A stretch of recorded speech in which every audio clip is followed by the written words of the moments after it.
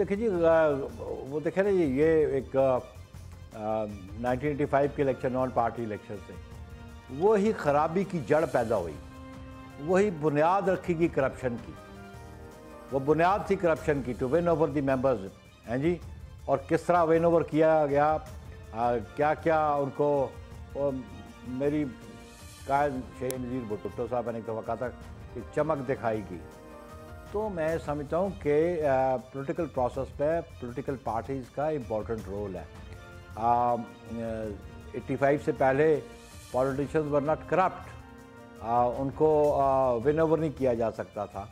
लेकिन 85 के इंतखाबात ने पाकिस्तान का एक जमहूरी जो माहौल था, उसमें बड़ी अजीब सी तब्दीली रूनुमा होगी।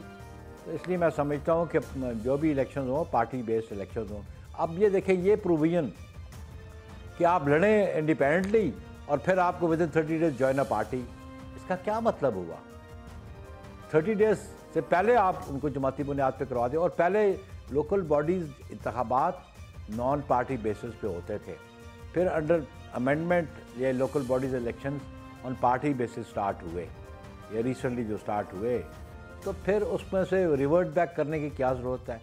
इस पर मैं समझता हूँ कि ऑन पॉलिटिकल पार्टीज़ को और बोर्ड लेना चाहिए था। और ये सिर्फ एक जमात का मसला नहीं है, ये मुल्क के और उस पर्टिकुलर प्रोविंस के लोगों का मसला है। सब्सक्राइब करें और बेल दबाएं ताकि कोई खबर रह न जाए।